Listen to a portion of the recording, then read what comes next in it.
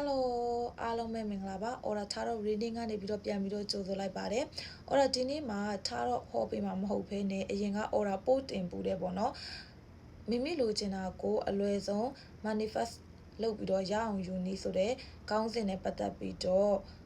ပြန်ပြီးတော့ဖြည့်ရှင်းပေးမှာပဲဖြစ်ပါတယ်အဲ့ဒီခေါင်းစဉ်က369 manifest လုပ်နည်းပဲဖြစ်တယ်ပေါ့နော်အဲ့ဒီနီကိုမတည်သေးတဲ့လူတွေအနေနဲ့ကတော့ Aura ကဒီပို့မှာပဲ link ပြန်ချပေးထားတယ် comment မှာလည်း link ချပေးထားမယ်ပေါ့နော်အဲ့ဒီမှာဝင်ပြီးတော့ပြန်ပြီးတော့ကြည့်ပေးကြပါအဲ့တော့အဲ့369 method နဲ့ပတ်သက်ပြီးတော့တော်တော်များများကလည်းသိကျင်နေပြီးတော့ Aura ရှိမှာလာမေးထားကြရပေါ့နော် Aura ကမေးတဲ့လူကများတော့တယောက်ချင်းစီလိုက်ပြီးတော့ဖြည့်ပေးဖို့ကလည်းမအားတဲ့အတွက်ကြောင့်မလို့ Aura အခုလိုပို့တင်လိုက်ရခြင်းပဲဖြစ်ပါတယ်အဲ့တော့ပထမဆုံးအမေးများတဲ့မေးခွန်းတစ်ခုကတော့369 method ကတကယ်ဖြစ်တာလားတကယ်ရရလားပေါ့နော်ကိုလိုချင်တာတကယ်ရရလားအဲ့လိုမေးထားကြပါပေါ့နော်အဲ့တော့ Aura ပြောချင်တာကကိုကတကယ်ကိုယုံကြည်ကြည်နဲ့ကိုကရမယ်လို့ယုံကြည်ပြီးတော့ရေးမယ်ဆိုလို့ရှိရင်တော့တကယ်ရရပေါ့နော်ကိုကမယုံကြည်ဘဲနဲ့ဖြစ်စလက်ခါရေးမယ်ဆိုလို့ရှိရင်တော့မရဘူးမရဘူးပေါ့နော်အဲ့တော့ Aura ကရှင်းရှင်းလင်းလင်းပြောရမယ်ဆိုလို့ရှိရင် Aura လည်းအဲ့ဒီ manifest လုံနည်းနဲ့ပဲတော်တော်များများကိုလောက်ဝယ်ရရှိလာတယ်ပေါ့နော်အားကြောင့်မလို့အဲ့ဒီ manifest ကတကယ်ရပါတယ်ကိုကယုံကြည်မှုရှိနဲ့လုပ်ပါအတီးရပါတယ်ပြီးကြလို့ရှိရင်ကိုကဘလို့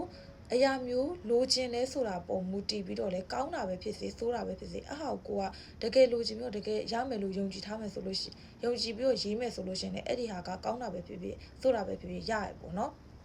အဲ့တော့ဒုတိယတစ်ခုအနေနဲ့အမေးအများဆုံးကကြတော့နေ့တိုင်းရေးရမှာလားနေ့တိုင်းရေးရမှာလားဆိုလို့ရှိရင်ဘယ်လိုပြောရမလဲဆိုတော့နေ့တိုင်းရေးရင်ပိုကောင်းတယ်ပေါ့နော်ကိုကဥပမာအချိန်ကာလတစ်ခုသတ်မှတ်ထားလိုက်တယ်ပေါ့တစ်လဆိုတစ်လငါရအောင်ရေးမယ်ပေါ့နော်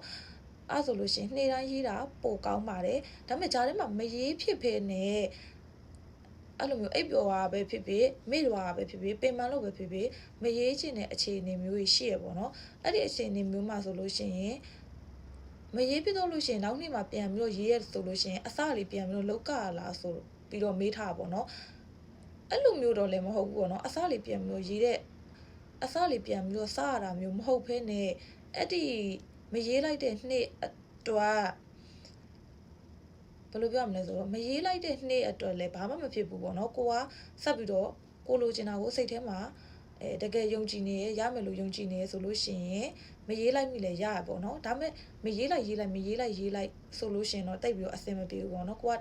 အချိန်တစ်ခုသတ်မှတ်ထားလိုက်ပါတစ်လဆိုတစ်လအဲ့တစ်လအတွင်းမှာကိုကနေ့တိုင်းစတိုင်းရေးပေးဖို့လိုအပ်ပါတယ်တကယ်လို့တရက်တလေလောက်ကြော်သွားရဆိုလို့ရှိရင်တော့ရပါတယ်အဲ့လောက်ကတော့အဆင်ပြေမရေးလိုက်ဆိုရင်တော့အဆင်မပြေဘူးပေါ့နော်နောက်တစ်ခုအမေးအများဆုံးကကြတော့မှင်ကဘာယုံနဲ့ရေးရမှာလဲ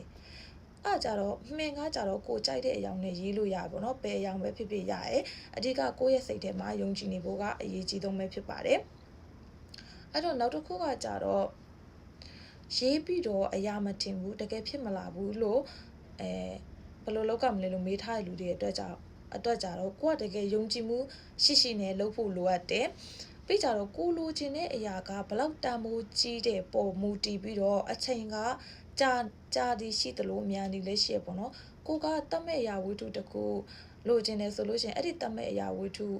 ရဲ့တန်ဖိုးနဲ့မူတည်ပြီးတော့စောင့်ရတဲ့အချိန်ကာလရှိတယ်တက်ရှိ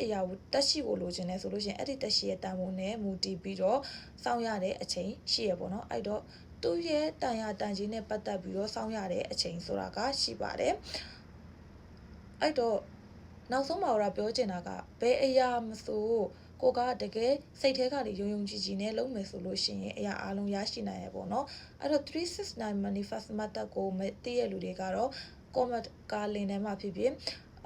ဒီပို့မှာချပေးထားတဲ့လင်းထဲမှာဖြစ်ဖြစ်ပြန်ဝင်ကြည့်ပြီးတော့